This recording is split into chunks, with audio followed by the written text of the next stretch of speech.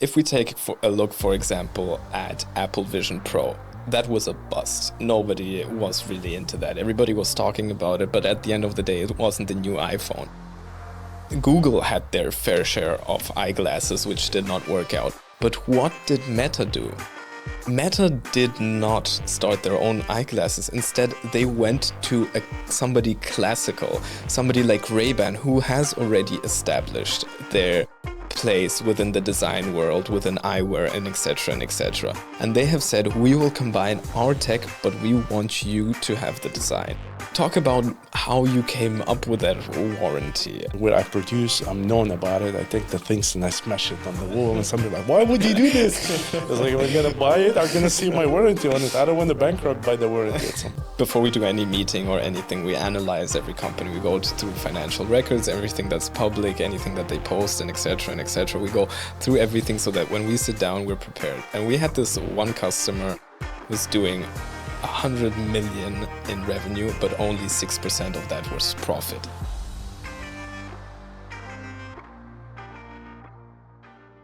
Hey guys, welcome to Kleidrobe, where we interview different founders from various different fashion brands or fashion brand related companies, such as my dearest friend here, Castantin Said Rakouki, who has founded Moda Me more than a year ago and has been on the entrepreneurial journey ever since. And more about Moda Me, they started off with fashion as a whole, but then diverged into glasses and are dibble-dabbling into watches. So he has a fantastic story to tell, especially coming from a background of sales and also marketing, being a former Meta marketing manager. He knows a lot about getting the product out there and focusing on his outreach and customers. So we're going to start with your journey and what motivated you to go from one side being employed and knowing the know-how of selling a product to then diverging into actually building your own brand. Sure, Leo. Thank you so much for the invitation, first of all. And you have already a good experience into the fashion as where you're coming from, and you have really the best questions sometimes to ask. And that's what I like about having the conversation with you. How did I really found myself, let's say, to move from like working in the section for sales or marketing and start my own brand at some point, or like try to give it on? Sometimes when you work with really geniuses, like I used to work with as a marketing expert for other companies, and then you see how people are passionate about what they're doing, what do they like, what they're like actually sacrificing so many things and just to start, though they know that they can fail doing it, but it's nice. Like that gave me a chance and insight to learn more about others, how did they start and so on. And reading, that was a part of my starting, let's say. And me, I am kind of the person that like to dress every day something else. I like the mix of the colors, how they got to be, like putting blue together with gray and so on, etc. I like to be engaged into some ideas. And then I was like, why not to start something? So there was like simple idea yet, and until one day I bought one of the sunglasses, and at some point I noticed that there are still a couple of things that you can change on. And it was like painting it on the paper, and I put the things together, and I was like, what about if I do something? How hard is it? It was hard for sure. Yeah. And then back in the time I was working, and then I have my girlfriend, then we were sitting like on the bed, and I would like to start something. Come, let's take a look. What is it or something? We dig deeper at some point, how to do, what to do and so on, until we came with an idea. All right, let's give it a try. It was December, like around like 15th of December, and we were like, all right, let's try, let's see what is it. There are so many nice Christmas markets in the city. We can just carry something and go to sell there. So what we did actually, I ordered a couple of sunglasses without brand, nothing on it. And that time I didn't have any experience about how to go and stand and sell and face to face, I had different ways, like it's an office sales agent, and so that's different. Then actually we booked somewhere in Holzmarkt back in the time, and so imagine like our experience was we were bringing sunglasses in -2 degrees in Berlin to sell sunglasses. That was like the first day I felt, imagine I was me and my girlfriend, we never been standing, and that's a tough thing, by the way, you gotta really be warmed. And we were standing just like, all right, what are we gonna do? And people, they're coming sunglasses in winter. What is the sun? And it was melting. I was like, oh my God, what are you did, man? So I was pushed by my passion. The second day, actually, we took 2-3 days, I think. The second day, we were selling. The third day, we were already sold out, 40 pieces. And the fact is, it was like, wow, how did it work? Yeah, what came about? So this is really interesting because there are a few things that people are talking about. Yeah, if you jump into an industry, especially an industry for you, I think it was something new as far as I understand.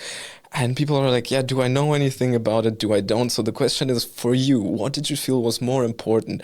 The know-how or the grit and basically the perseverance that you had inside to just go and try to solve this internal like push towards creating something of your own? Actually, a very beautiful question. Thank you for this question, because it's like still until now, I think like, how did I just did it actually? How did it happen? To be honest, yes, you lose your feelings sometimes while you're doing this and you see things are not moving further and you are like just sitting watching. So at some point you take a look internal and you're like, am I doing the right thing? What is it? Am I putting myself into, an embarrassing situation? I got my girlfriend on call day and I am cold. It was like sitting. In my opinion, that moment was what was in this point that we were the crazy people that decided to come sell sunglasses in winter. But the fact we were the only people that selling sunglasses, so the missing of the item in the situation on the market gave us the chance to be the only seller for this item.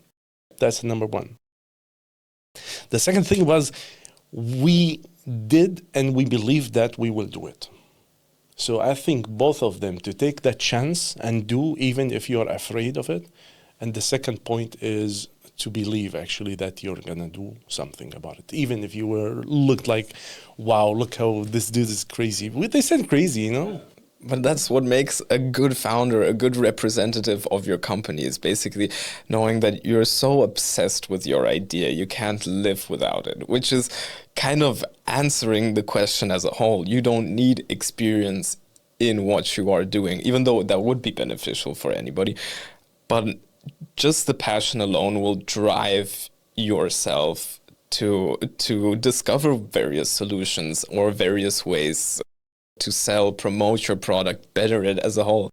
And many people ask what are like the go-tos or the no's or what you should watch out for. But one thing that I would want to ask is, what idea of business did you change your mind on once becoming a business owner? That's a goal as well.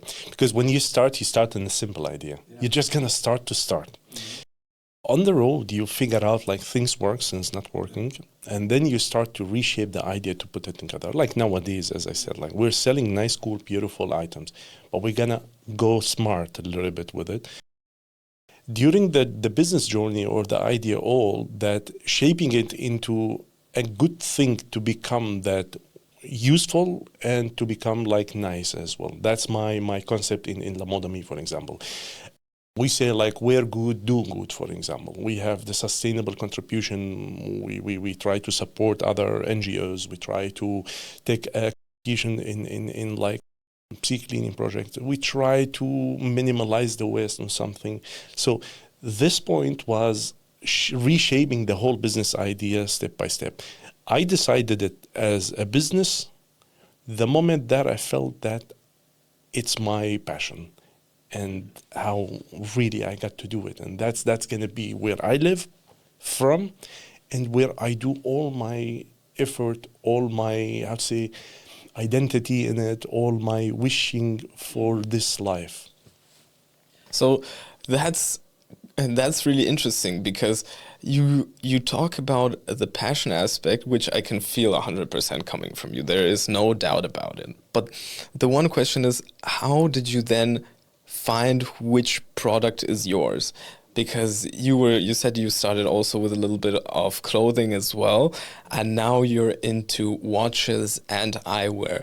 How did you know this is it? This is for me. This is all I want to do? Nice. When I started, we started without surveys. We started without information. We started like to start, you know. Yeah. But then later we started to put some clothes. It was a good deal, but probably we were not ready for it. And you can feel it, you know. You brought something and you started to feel. When we started with sunglasses, we noticed that people, they are like this product and nice, and you can do so many things with the sunglasses, and people buying from many other countries, they're sending us nice pictures and so on, and they're happy about it. So we felt that, okay, this is the line of product that we would like to go on. Not because when we started based on what I like. But then now it's a business idea. So we're going to do a little bit market research. Where we're going to do.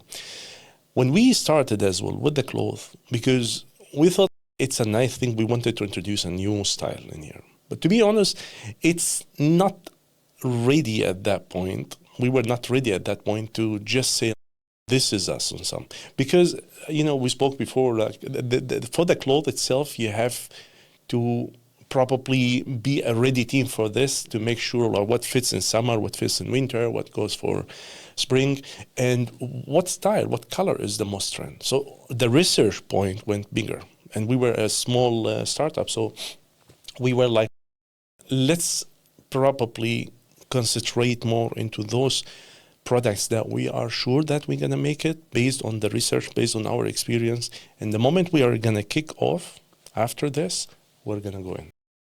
So it sounds as if you were just going and starting just to see how brand building works, and then you realize there is a bigger approach towards it, which is listening to your customers. And this is a very big thing, because not many people realize how important it is to sell and the marketing aspect. Especially, you know it, coming from a sales and marketing background. However, we've talked about this off camera. You feel organic growth is the way forward. So how are you able to decipher, you yourself as a brand owner, with various styles and trends going about, which styles are hype driven and which are here to stay? How do you decide that against your product range? Nice question, actually. We have our identity with the product. This is number one. We try to stick to it. And after we do the research, you know, there is going to be on the market, you're going to know what is going on, where is it, what is it. Each country has different trends as well and so on. So we're trying to sell everywhere. So we see what is happening in an X market, for example, what colors can fit and so on. So if we talk today, we're going to take the sunglasses as a style. We have around 60 models of sunglasses. Now for the next summer, we might drop a couple of sunglasses models that they were not on the best, and we will see what is the most now is on sale. So we're gonna integrate this style into our style with our design. At some point, we add some different touches to it, and same time we keep our 40 models, for example, that what we are already saying it is our identity. So we do not move away from it. Like, for example, we take a brand X, they have some certain model, they went up because of this kind of model. So it doesn't make sense that to drop it down and put somewhere else. No, they start to make the collections bigger at some point. Okay. That's what we do. So for us, we always go with our identity models, our models that we are really producing and we know that we're selling. We have one model called Harbor, it's like the 70s style. Since a year, we're not putting this away because it's very nice, you know, it's cool and so on. But we introduce some different models for a period. We see what is it, we test it, it's gone, went like good trend, then okay, we go on. And then for the year after and for the year after. Now, our wish in the future that the trends that can be our product, our designs. So that's the idea. We do not want to adopt some others at some point only, but we want our models to be the trend. Yeah. So this is the thing. So you're testing various trends and also various styles, unique styles of yourself to then to be able to decipher which can be a trend setter more than also a trend adapter, which is quite difficult, especially because I mean we focus in terms of fashion on SKU reduction and cost reduction and so on and so forth, and we know how complex it may get to just test various different styles, especially because it's a lot of space they occupy, logistics, different sort of molds depending when it comes to your eyewear or the watch brand, and it gets to a very big sum at the end of the day. And most people don't like to look at the numbers and just say, let's focus on the things that work. But I would say you're the type of person that shies away from innovation. Especially you have mentioned that you guys are looking into the tech side of eyewear as well. So how do you think that will push forward the tech side versus the artisanal side, the more classy and classical style of product? We're a classical, a little bit company to say. So we try to go on at some point. But every person has the right and must wear what do they wish. So this is something that we would like as well to do in future, that we give you the chance to design on your own on our website, where you will be able to have the last point, the end of the design, where we produce to you. That's going to be at some point. It's been put into it. Not ready yet because of some progresses that were going on. Before we do this, we got to make sure that we are already spread it around and something so on. My strategy, actually, it will be that we are still going with our current designs, with our models, with the new ideas that we bring into it. Jumping into the smart classes, jumping into the smart production as well. This will take a little bit some changes into the strategy where we're doing it, but we'll make it much more stronger. We'll make it much more nicer at some point. Okay, understood. So it's just a work in progress for now, and there are, various different brands and companies that are dabbling into the tech mixed with fashion. For example, Hermes exclusively and Gucci producing various Apple Watch products, so on and so forth. Even Meta with Ray-Ban, and this is an aspect where some people might say they would stay away from it because it's just as the Bugatti concept. For example, if you start adding more and more tech, the tech will get outdated and outdated and outdated until you have to renew it. So keeping everything as artisanal and as classic as possible will make the piece timeless. What are your thoughts on keeping the actual pieces timeless versus having to go into this new generation of tech? This is very nice. I was on the other day with a smart sunglasses brand owner. He's not from Europe, and he's like kind of suffering. Wow, they used to produce some simple classic glasses, for example, and now the moment where they jumped in there, they're jumping into a competition. They have zero information probably about it, or the competition itself, it's not easy. Like you're talking about, let's assume you created sunglasses with the Model V, and this sunglasses has some nice options like the camera itself and the AI assistant. That's what is nowadays is really on the force. We cannot avoid it. The moment we're avoiding it, the moment we are not gonna go on the trail. I think that's my opinion. But what did they do? Actually, they just terminate all their collection. They just convert it into smart. Now, as a smart, and you're coming from a fashion brand, resellers, your areas, your sales channels, a little bit going to be different now. Your customer will be different because the price is different. And the second point is the way how you're going to put the marketing for this product is different. The way why I would buy it. So in the classic glasses, for example, you can buy this year a model, a second year a model, and a third year a model. But the moment you have smart glasses, it makes sense. It's amazing. It's nice. It's your assistant because. But the thing, why would you buy a different model? The production itself, it can be tough and expensive at some point and so on, until now. And one of the issues that they're having actually, that how are they gonna jump into the competition? Your camera is some pixel, for example, like tomorrow there will be another camera, some pixel, some. In my opinion, in here, what we are gonna do at some point, we're still the classic company, we're still the exact company, Moda Me. We're gonna deliver to you every kind of product still as you know it, the nice, the touch, the quality. But we will introduce a new product into the category. So that will probably keep you running with our simple classic products, let's put it in this way. But then you will start to be introduced to something we are working on called LMM Lifestyle. More information and details will be in 2026 sooner, but there where it's going to be keep you really interested about Moda Me at some point. Okay, it's really interesting because ChatGPT has also been, OpenAI has been in contact with the old designer from Apple. And they're looking into creating a device, for example, that is just hung by a necklace on the chest that has a camera, and it's basically your interactive device to get you away from your phone and that's probably not the sole purpose of it, is probably making money as is. But the fact is there's a trend of going away from the smartphone and being on Instagram and all of these social media at all times. And there are people, Gen Zs, that are buying flip phones now.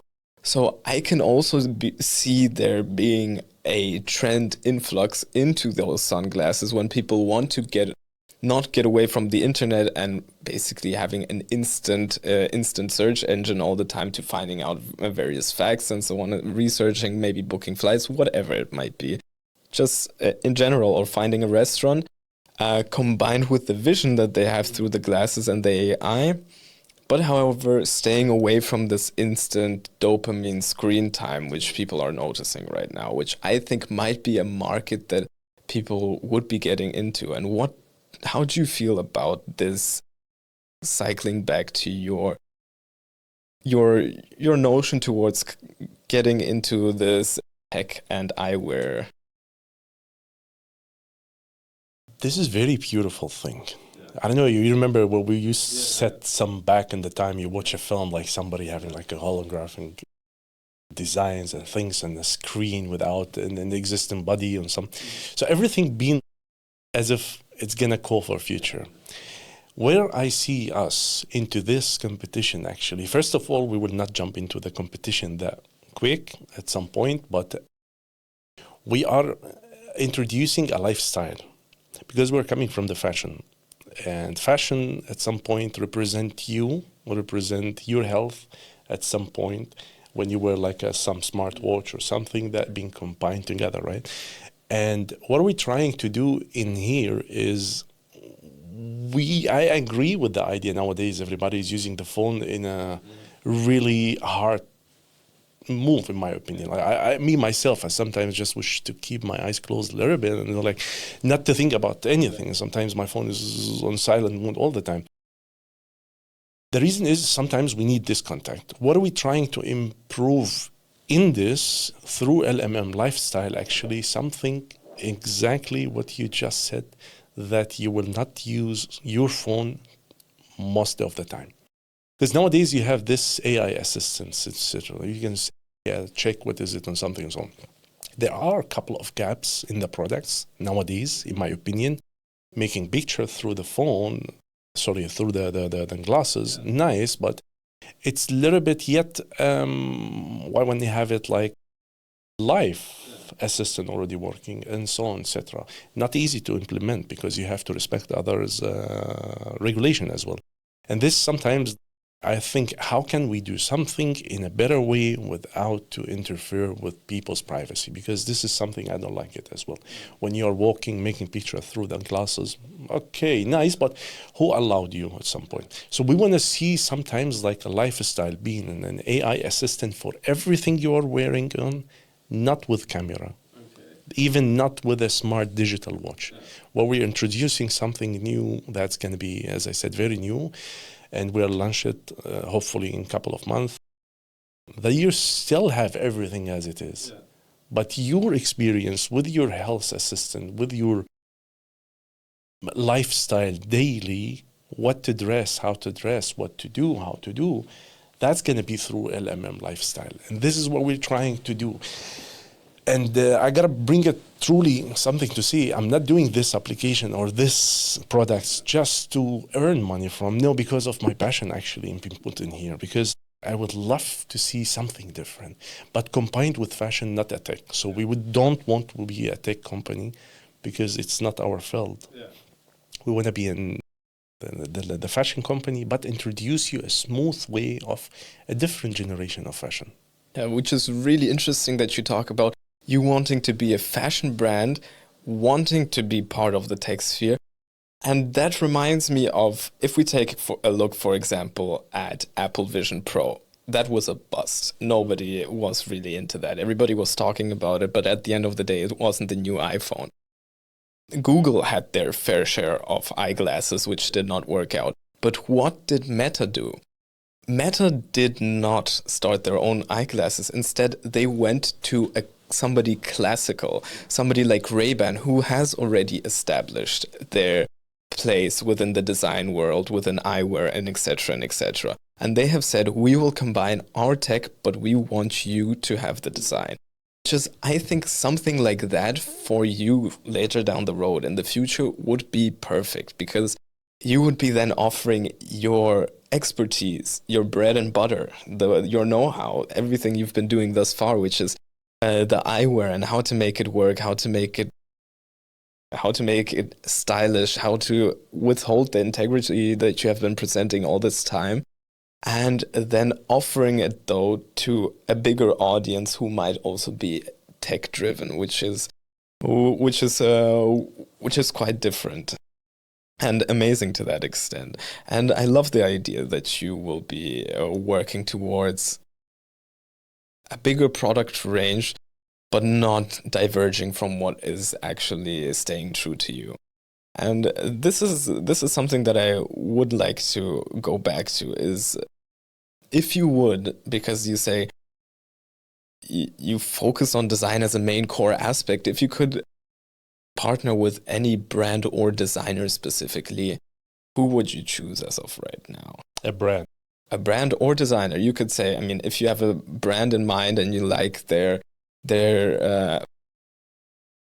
everything, brand status, you like their brand aesthetic, you like their vision, you like everything, or you can just pick a designer or an artist as a whole.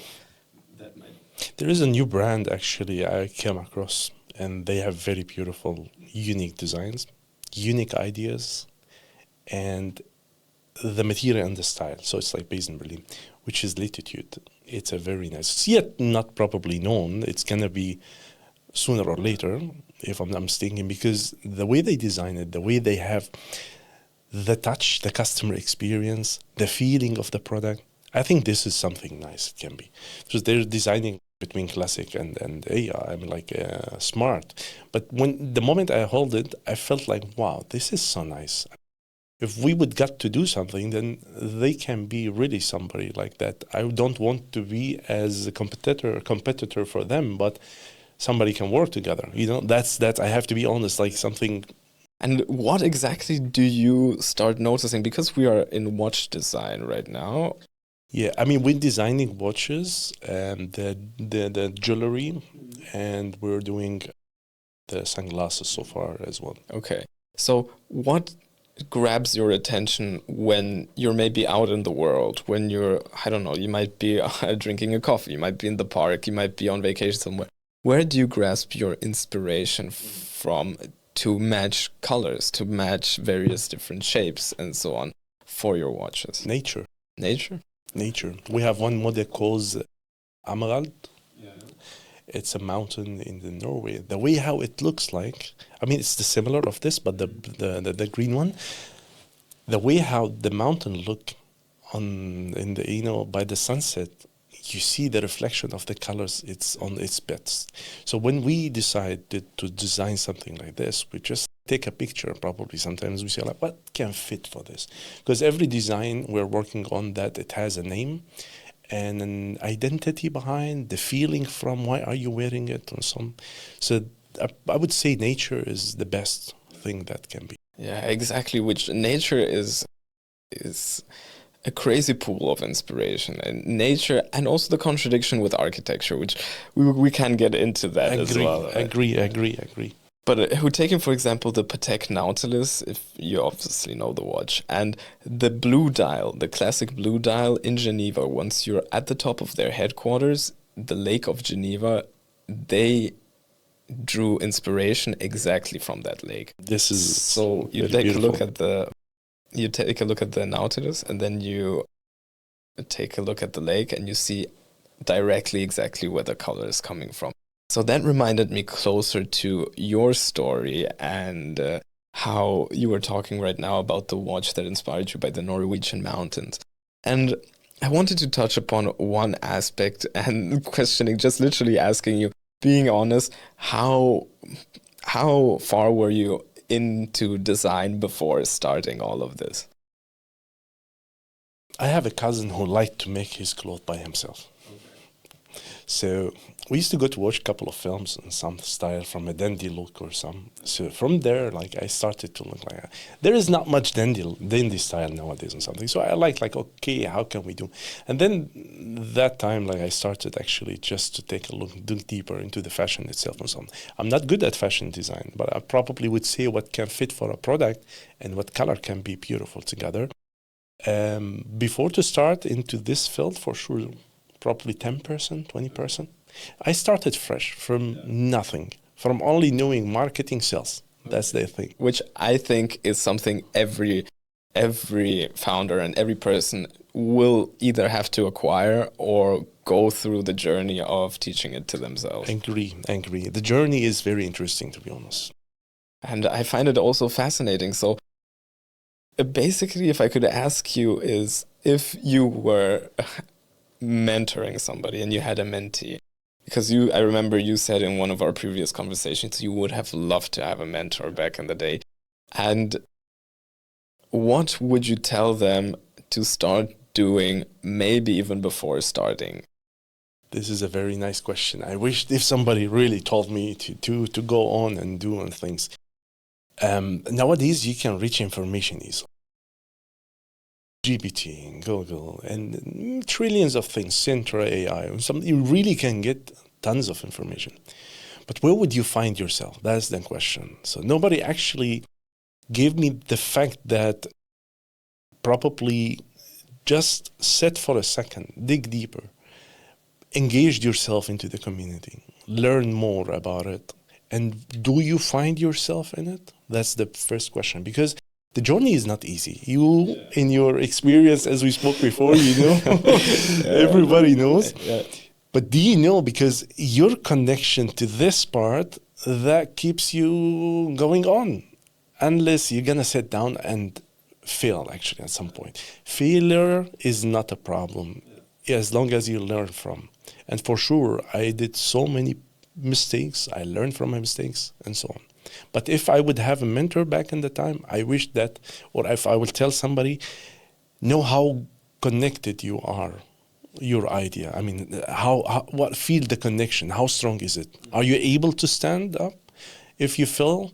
Because that's the thing. Because now if the moment, let's imagine I went to bed, I woke up and everything is gone. I'm going to sit up.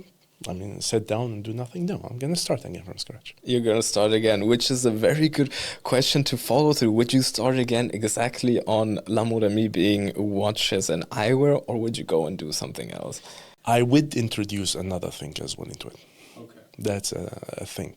But I would go again with this, but then it's going to be the way how we introduce it, the things. For sure, by the production even at some point, from where to start, how to start with something. Because now if I would be a mentor for somebody like in the fashion field, I will be happy for sure. And I will see where to do, how to do, can be an idea, what is the quantity you can take, which factory can be good for you or something and so on, what to say on your brand.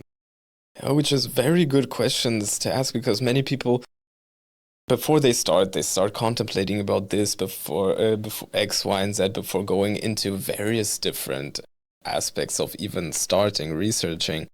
And many people delay the fact that they want to start something of their own and start the entrepreneurial journey. Say is better to start earlier and maybe even fail faster and fail maybe on your first entrepreneurial journey and then start again, or how most people do it, just delay it, because I would be 100% team start early. I agree with you. Start earlier gives you the chances earlier. That's the thing.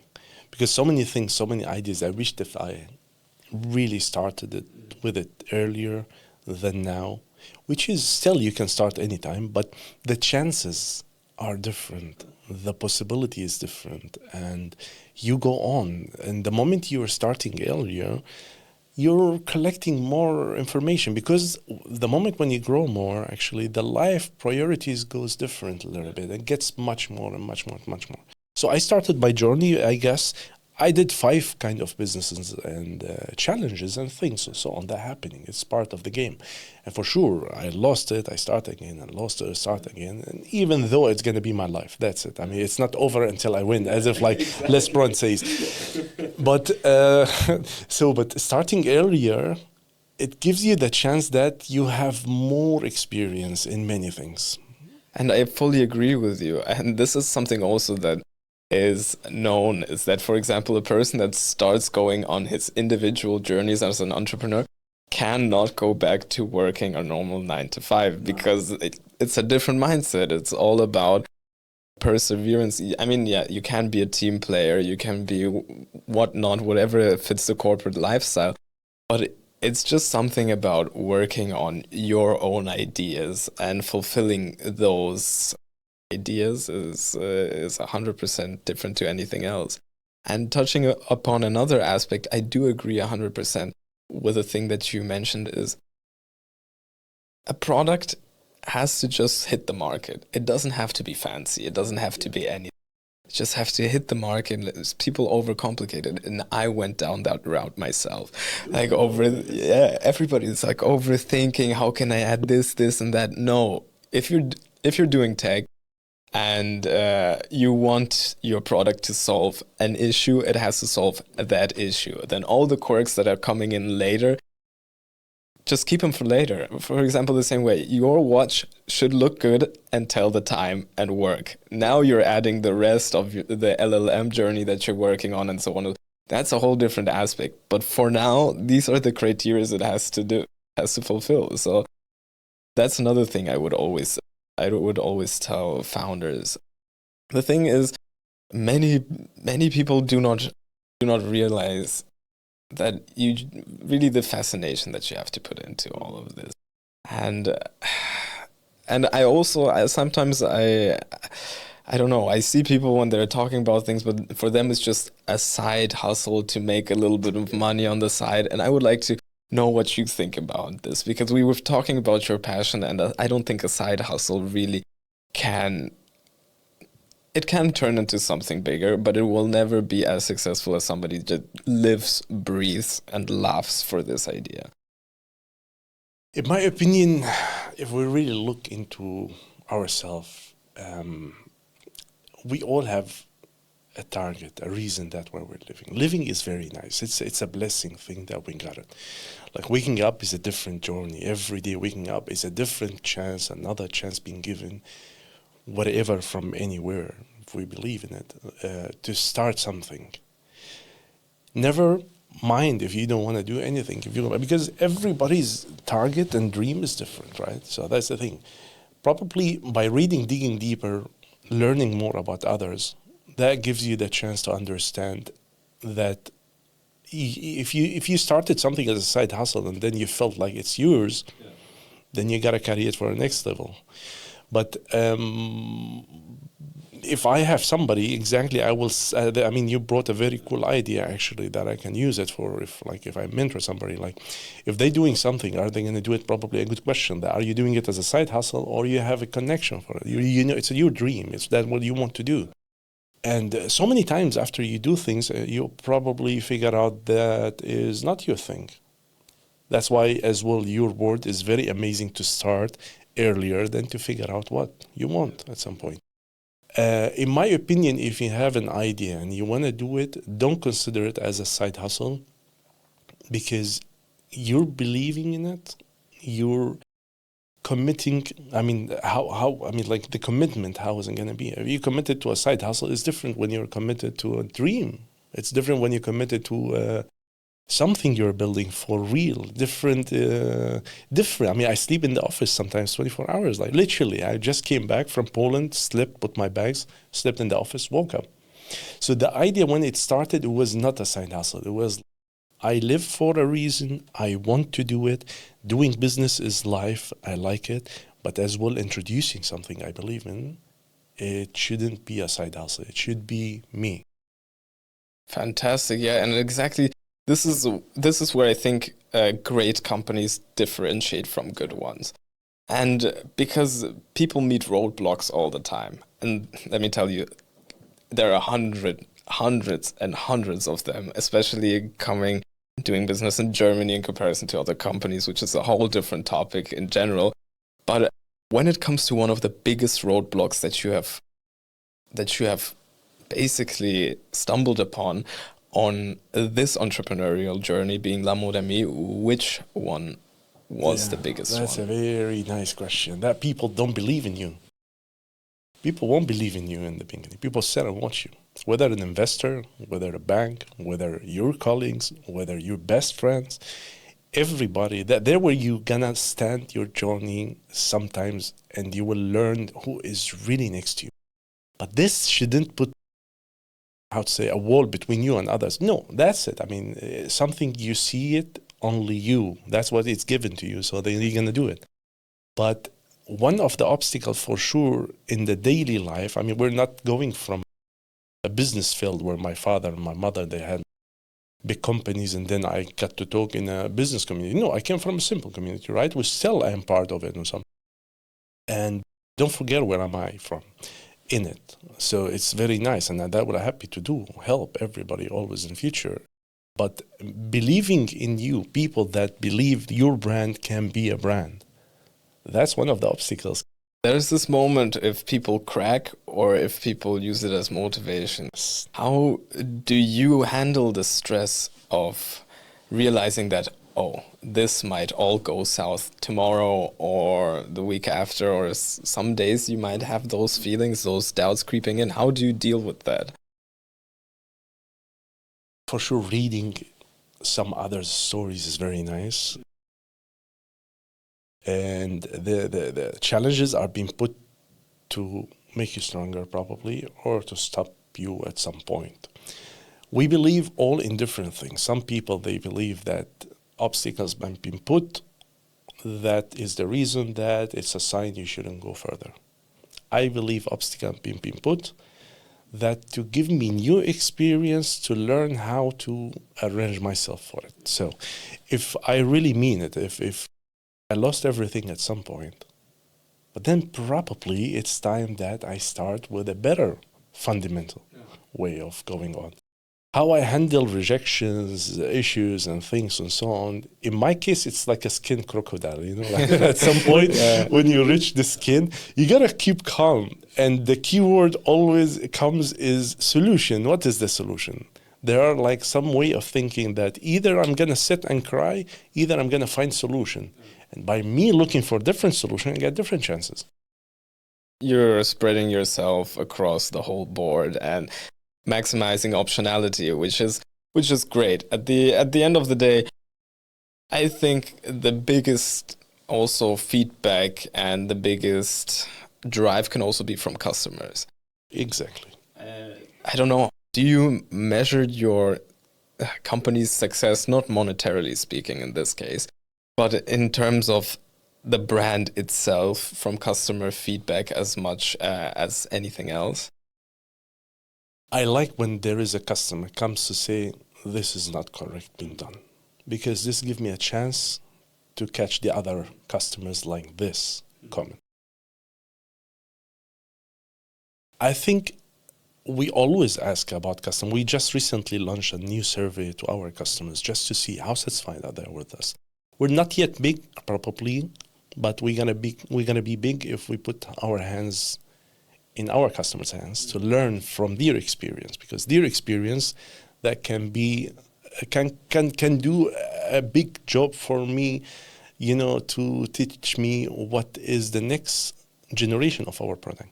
So to know where is it, how to carry it or something. So you don't need a big team, but you need a good customer actually to improve your company, I would say. Yeah, exactly. I find that extremely important, the customer analysis part, especially you're dealing with the end customer here. So you have a whole different analysis. But when we, for example, stumble upon an audit that we have to do, analyzing before we do any meeting or anything, we analyze every company. We go through financial records, everything that's public, anything that they post, and etc. and etc. We go through everything so that when we sit down, we're prepared. And we had this one customer who was doing 100 million in revenue, but only 6% of that was profit. And when you look at those numbers, you think, okay, there's a lot that can be done here. And we were questioning whether they're diving into new markets, whether they were cutting down on various stock that they had, whether they were trying to optimize their product towards the customers. There were many different things that went along those lines. And I would like to know is, for you, know your customers, how do you get the feedback before you launch the survey? You're not working with the B2B. I mean, you also do. You have your B2B sales, and those are different, and we'll get onto that in a minute. But for you, when analyzing your customers, how does the feedback work? Something good that we're not yet so big team, because that gives the chances to each of us has a chance to communicate with the customer, to learn, to see what kind of customers is that really interested, what is the age, what is the level of they have, or what do they wish probably, are there more? Because when we do actually, sales is more about a survey by itself to understand and to deliver a product actually, and to have a simple conversation with our customers. So that's how I do train actually the guys by myself in my team. And the way I see it, let's assume you're approaching, I don't need to be forcing you to buy, I want to know what is your passion about it. What would you buy Amrald? What would you buy my product? So many of them, they would say, it's a very nice design, very beautiful price for such a thing. The service that you will receive after, and that you are being a part of this family, La Moda Me. So it's like, we're trying to create a family at some point, community. You purchase and I read the money on that's it. No, I want to see where we're going to go.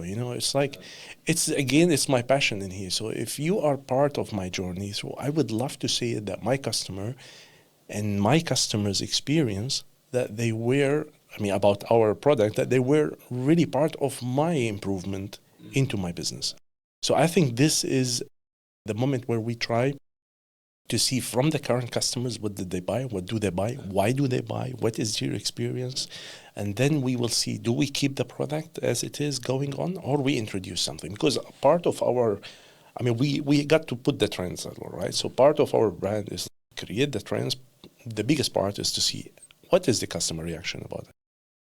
That's fantastic, especially talking about the end customer, to grasp them as if they're basically forming the company with you. That's a whole different approach, because many people want to illustrate their vision and everything towards the world, while you're directly listening and forming your products and your marketing and whatever is happening across the board of your company through your clients. And this kind of diverges into the next question. When people do fashion, especially if they do direct to consumer, they think about either going wholesale, which would be B2B, or direct to consumer. What is your take on, because mastering one before going into the other would be beneficial rather than just doing half and half. So how would you approach that for anybody wanting to start their own brand? That's a good idea. Based off the products as well, based off the location and things and so on, go. But I would suggest not to start immediately B2B for sure, because, or like wholesale or so on. You got to build a name, you got to build a base, and then Why would I buy B2B from someone else if there is so many providers already are existing and known at some point? I think at this point, the best that to start individual, customizing, understanding the brand, putting the shape for the brand itself. And then you can start B2B. You don't need to be like, for example, making €1 million profit and like so to start B2B. No, it's a second, chap. I mean, like to go on. But the best step first to emphasize the things. But because if your business model is to really start to sell something to normal customers, so individual customers, then build it, then start B2B. But do both of them at the same time. Can be, where are you? I mean, you probably, if you're doing a test, A/B test, for example, to understand where can be your product, it makes sense. Then you understand that probably my product will be on the shelf on reseller or wholesaler buyers, or otherwise it's going to be to my customers as an individual customer. And the moment that you started, it's good. And put in consideration always as a B2B, every country, every different boutique or every different buyer has different category that to combine your products with their products that they're displaying and the prices. So I would consider B2B as well. It's more marketing, but if you have the quantity, because you need quantity to put there. I understand. Yeah, it's also if it's a big competition and there is a lot of players trying to get into your space. Yeah. You're trying to convince one wholesaler that you're the one in comparison that you can convince anybody out there, any client, that your sunglasses are there to just try it out. I really resonate with this aspect of B2B. You have to love B2B. You have to love it. Picking up the phone, calling people, being there, sending emails, sending letters. It's a game and it's a big one. Right now, it's also pretty tough in Germany, I would say. Coming from our customer profiles and identifying various different leads in Germany, it is really, really tough, especially because economically speaking, we are going into a recession right now. I mean, we have been for the past 2 years and it's not getting better. And there is not as much purchase power here. I don't know, we were talking about also various clients in different regions. I remember last time we sat down and you want to explore different regions as well. And how would you test the regions? A/B testing, what is your go-to? Let's say there is a happy cow as like the city where you bring money, and there are like still cities are in progress until so. You need always, each market is different. German market is quite different for sure, but to improve this German market, you have to have budget. So to have budget, you gotta find a different place where you are selling your products. So to improve this as well at some point, to stand out, between the competition. You have probably two options. First, you gotta learn about what do they buy there, what are they good to buy at some point, and then produce based on this. But the other option is test, yeah, for sure, A, B, what fits there. But some tests, I mean, like there, it will be different, not only like by the sunglasses or the things or the colors. It will be by who is buying there in this country, because each country has different buyers that might spend like €500 for a piece of item, and then some they spend like €30 for that. So you got to see as well, what is the ability at some point? Will I make it? Does it worth it or not? Now we started in the Norway because we have a lignum, what we call is our collection, the wooden watches, wooden bracelets. We started Norway and Denmark actually, through resellers at some point for sure we have, and our online sales, because they're interested into this kind of products. I mean, like the sustainable way, or like the wish to have something unique, that things made from wood. It's something nice, and we're providing as well to them zero waste. I mean, like the automatic watch made from wood, stainless steel. There is nothing to be waste, and you have to use everything. Whatever collapsed, you bring another. Now, doing this there, for sure, I didn't bring LMM heritage products because they are totally different. The LMM heritage products is, which is like one of what I'm wearing. It's like goes with a little bit jewelry inside or automatic. So after our test, that would fit actually in Saudi Arabia, in Dubai, or in Austria. We got some tests, but as I'm based on not all of them. And based off the competition who is there, are you gonna have a chance or you will not be able to have a chance as well? So we test, we do small research at the beginning to understand what, then we put the test, A/B test, marketing, proven and put it, and some surveys, we see what we can do. And some countries, they have agencies as well. It's a mix of both, not both, even of a lot of things to that extent. A/B testing, surveys, as you mentioned. Maybe taking a look at the competition, what is exactly there. It's important as well, in my opinion. Yeah, you have to know who are you going up against. I mean, if you're in different price categories, let's say from Rolex or something like along those lines, those are two different things. I love also that you touched upon one specific aspect, and that is the warranty that you guys have. These guys are known for take it, try to break it, which is their motto of take the sunglasses and literally go ahead, try breaking them. And if you do manage to break them, then you'll get celebrated and you'll get just another one for free. Exactly. And so that is great at driving customer lifetime value and definitely keeping them within the loop and keeping them engaged, basically. And talk about how you came up with that warranty and how effective was it until now? Good idea. I bought one watch from X, and I love watches. So when I wear something, I like to wear it all the time. So sometimes I wear it, I sleep with my watch or something, so on. But then that you're moving a lot, and I am moving really a lot. I jump here, I go there, or something, and so on. So, but then it's cracked after a month. Here it's cracked, and I was like, wow. I paid a lot of money for it. I came back to ask them, can they change this? Like, you got to pay for the changing and something, so on. I was like, but, at some point. So from my own customer experience about other brands probably, which doesn't say every brand, but there are some. I came across this one and this was my luck, and this was my experience about. But then I was saying, all right, then no. If we introduce something to people, then we better have it. And I literally, when I go to buy and where I produce, I'm known about it. I take the things and I smash it on the wall and something like, why would you do this? It's like, if I'm going to buy it, I'm going to see my warranty on it. I don't want to bankrupt by the warranty at some point, So, this is something cool. It's very important to know what are you dressing, what are you wearing, what kind of material, what is being produced. This is really important for us. As a small brand, we're trying to stand out. So we got to be a little bit with an identity, and I hope we don't break it at some point with a defect product, so that will not be a nice experience for our customers.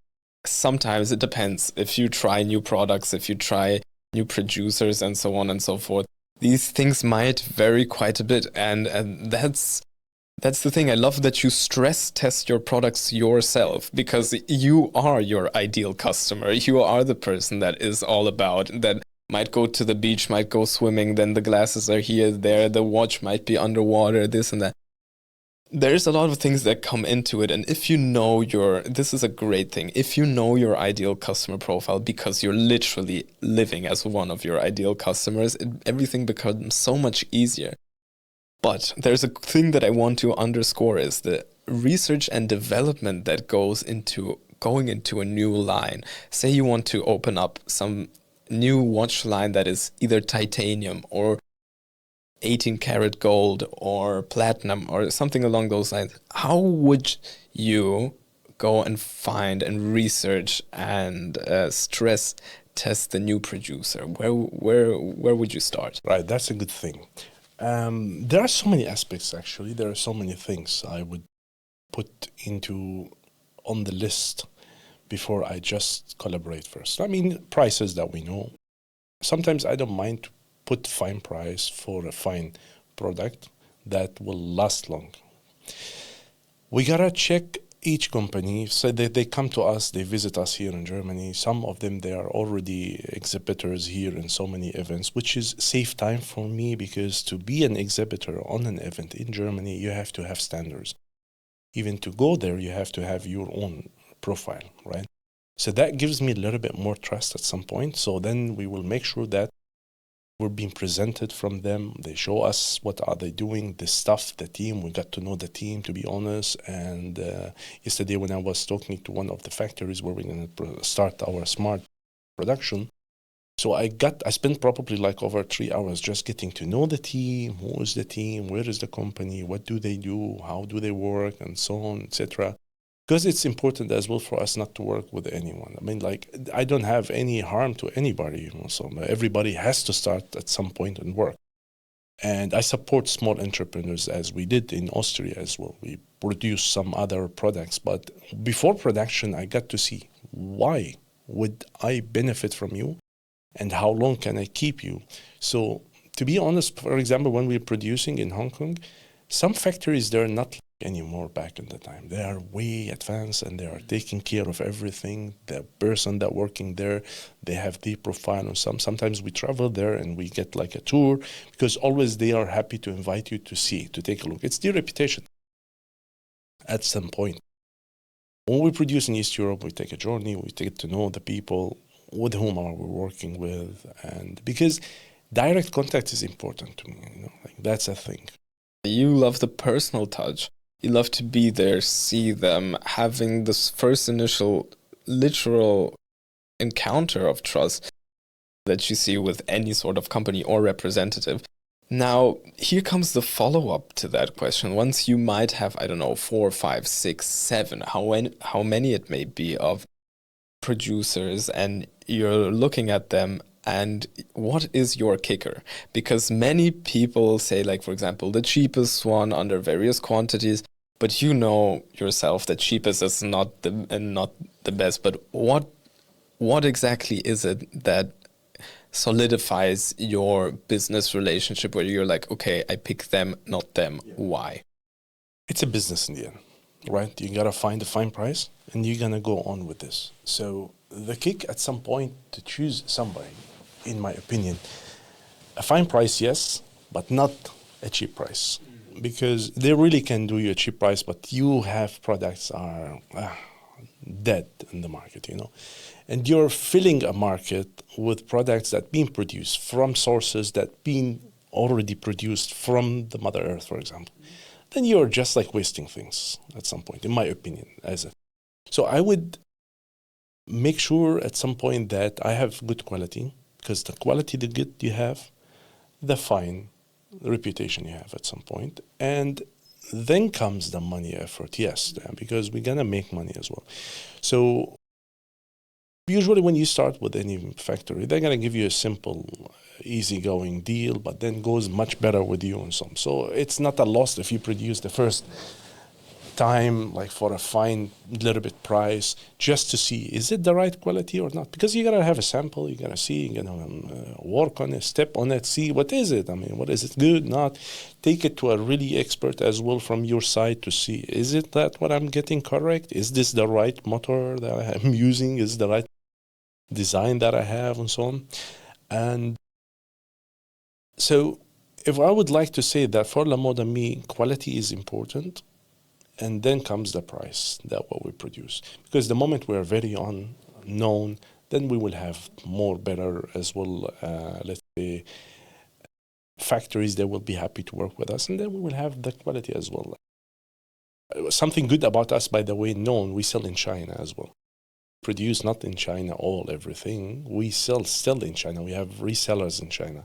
The reason that we do not produce like others. That's the idea. Like our stainless steel jewelry, you have fresh pearl, real production. So we make sure that you have the price, okay, I don't mind if it's like still I have to pay, and the quantity and the quality. It's more getting of a business feel for everything. You have to have been there for quite a few months, quite a few times of testing various things. What was your biggest I wouldn't even say fail, but your biggest learning point with a producer? For sure, you receive a product that been all defect. That's the thing. And many of them, they won't bring back. That's the thing. So always have a contract. Okay. Contract is number one. And make sure you have the right person, that you reach to the top, not only to the stuff. Because you might be really ended up with not a nice experience at some point. When I produce, I make sure that I know even who's the owner. I try to talk. I try to see. It doesn't matter how small you are in the beginning. You are a business. So then you got to have the right person to communicate with, not only the stuff. Doesn't mean that it's shame to work with the stuff. No, but you got to know who owns this, who is this, where is it. As long as you're a manager of your company, then you got a chance to go, and then don't ever think that you're small. You will be big, in my opinion. And that's why always straight ahead to the person. So we got a couple of products sometimes back in the time from this experience. Well, man, we got like this wooden bracelets. The moment you're trying to just manage it, it fell apart. And I was like, it took me 6 months to find the right factories. Which is another thing, producing abroad and so on and so forth. First of all, there's a time delay. Yeah. Second of all, there might be also a language barrier. Third of all, you don't know how many people you have to go through before your message, your exact design comes over to the person making it. So it might be like a broken telephone that it just diverges off and off and off. Do you separate your products between your producers? So do your products have various different producers across the board, or once you have established now your safe and stable bet, do you distribute all of your tasks towards them? We have actually stable. Something very important, maybe if you're looking for a long-term production, it's better to find the right person and to respect the deal. Because jumping between other producers, it can be, there might be rich somebody like with a cheaper price. Look, I give you, and this happens. When the moment you're on the market, you receive tons of emails, tons of calls, many times. But why would you change your producer sometimes if you are happy with it? No. Like 10 euros, 15 euros, 30 euros minus doesn't mean that the other producers or the other suppliers, they're 100% better than. No. So we have already our factories where we produce with them. We are like stable with them. We are okay to explore some other productions in other factories, but not like if I'm producing model A to model B and jump right ahead. And we do not switch between factories where we produce very quickly. We got to know even what is it on the other. If you never got any bad feeling or bad deal with your current producer, so you don't need really to change, right? Yeah, okay, so it's basically stick to what you have. The more you keep changing, the more different errors. Somebody might maybe have perfect product, but they might deliver 2 months late. That's the thing. Yeah. You don't know, how it works. And they might deliver in 24 hours, but this is the prototype. How do you know about the big factory, So you don't put all your, you don't put all your eggs in one basket, so... Perfect. I love that. And I see we're running towards the end. So first of all, I thank you for being here, but I would also love to go into a small quick fire round where I ask you a few of questions that I have written down prior to coming over and hosting you here. So obviously you coming from a big company like Meta, and digital marketing was your know-how. What lessons from big tech did you apply to your fashion brand? And which ones did you have to unlearn and erase after working at a big company? Algorithm understanding, way of functionality. Okay, so that was like a big step for you guys. Yeah, very interesting because there we've talked about hype-driven, also organic marketing. But understanding the algorithm really gives you the edge on various things. We also know that Casta cannot talk about various things in his Meta contract, but that is all fine. which top 3 watch brands that are not mainstream would you tell people to watch out for? Except for La Moda Me, you can find them in the video description and also in Prenzlauer Berg, Berlin. And yeah, please.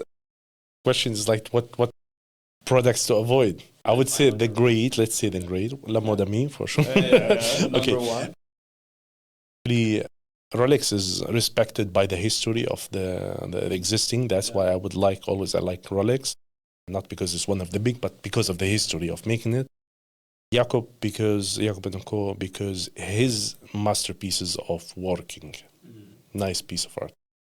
Artworks. Okay, fantastic. One thing, sometimes founders, that includes myself, spend too much time building something. Have you spent too much time building something which wasn't worth it? If yes, what was it? I think yes, but I had to give the time. What was it is actually just trying to be lazy, dude.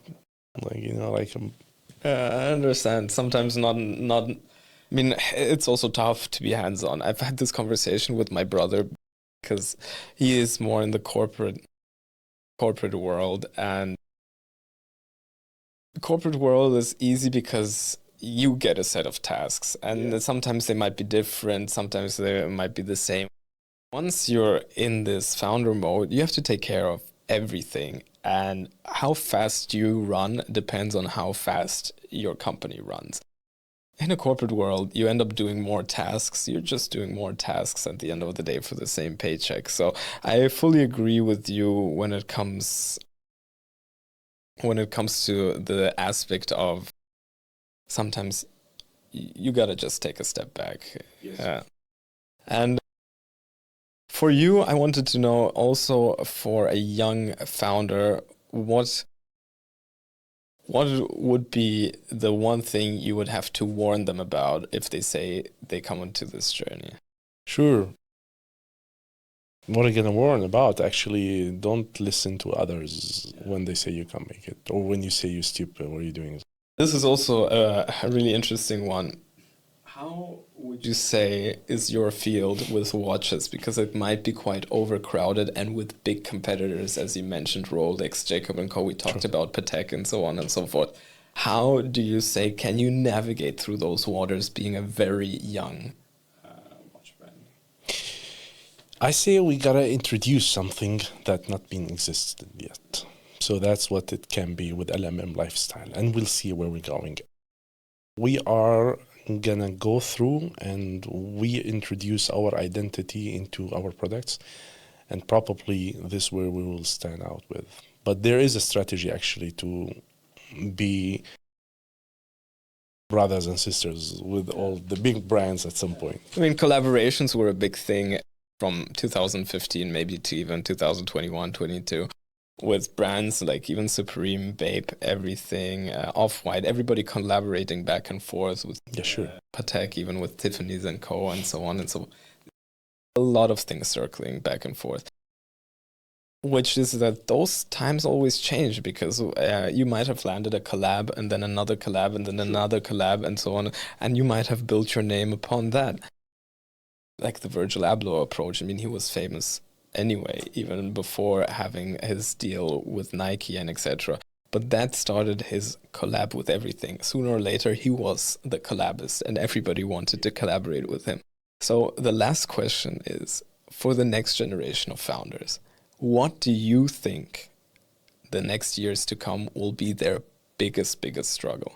If they don't go actually in a digital ways, but not pure digital. Whatever you're doing, if you don't start to merge the digitalizing ideas into your section, so I would say you will be a little bit standing alone apart. So that means being classical is very nice, whatever they're doing, but in my opinion, everything is merging towards AIs, toward things. Even the investors, nobody will invest in you that much nowadays if you don't have a project that really going with it. So jump on the boat and work on it. So that means I would suggest everybody to integrate any kind of digitalizing or AI service that it's been into the. Thank you guys so much for watching. Thank you, Casta, so for much. being here. Thank you. It was a wonderful conversation. I could sit here for ages and ages, and we're hopefully going to host Casta here another time in the future. Everybody, please do go check out the shop. It will be in the video's description, first of all. Second of all, it's also in Prenzlauer Berg, as I mentioned. In Rika Straße 36, and www.lamodame.com is our website. Exactly. For the rest of our socials, please check everything out in the description. This is Kleidrobe, where we try to interview founders and also brand owners such as Casta to find out where exactly they struggle, how they can bring their know-how to you, and so that you skip part of the journey and become more knowledgeable before even commencing. So yeah, thank you guys so much for watching, and I'll see you guys soon.